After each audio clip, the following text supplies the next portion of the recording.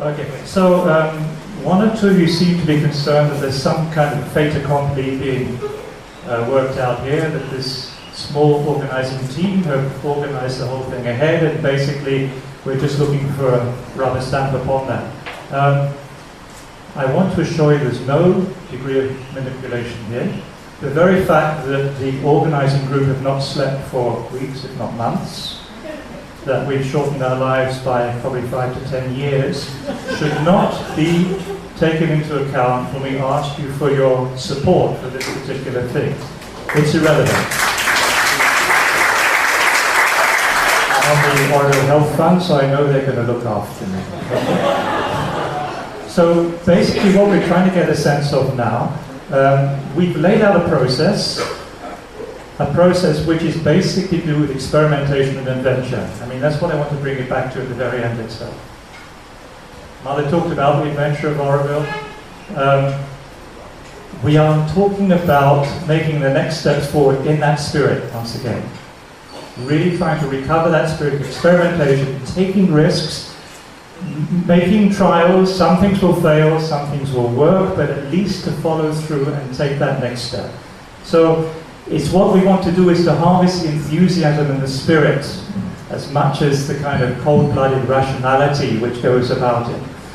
We will make mistakes, no doubt about it, but what we want to do is try and move together with support. So that's what we're asking for, guys.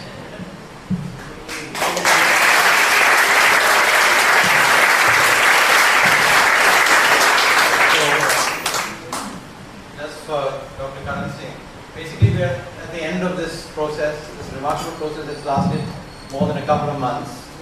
And over the last 2 days, we have gone through lots of ups and downs, lots of interesting experiences. A number of elephants have been created in this room, even though it doesn't seem to be a large room. We've engaged with a whole range of questions which have been, I guess, people who've been through the process here for many years, been submerged. We've tried to bring them to light.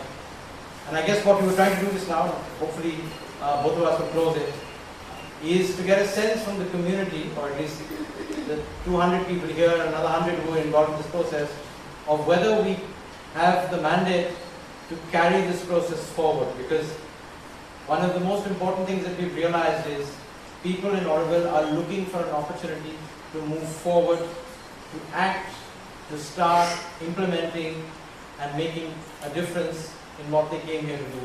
For the last many years, we have been a little bit tied down with a whole range of challenges. I think the sense, both inside and outside this room, is it's time to actually get up, move on, and get things moving. So what you heard very briefly here, you heard from the clapping, was people basically, at least the sense that we have, is that people are ready to actually step up and move on. The challenge for us is if there are actually just 200 or 300 of us who participate in this process. We need to take this out further so that we touch the 500 and 600. But the interesting thing that actually happened with us yesterday is, for the first time, we had young people actually in the center of the room. So the initiation of the process was with very young people, and then they not only took over the spirit and heart of the room, but they took over the process of engagement on a whole range of questions. So I think, to my mind at least, there were 2 or 3 things that have turned this dialogue around, and the presence of young people was absolutely central to that. The second question, of course, was the integration of Auroville with the places around it, what we call the bioregion. That's one thing that we've been struggling with for a long period of time. Part of that challenge is actually to respect the gift that the people of this region and this country have provided to us in coming here. I think part of that process has been initiated.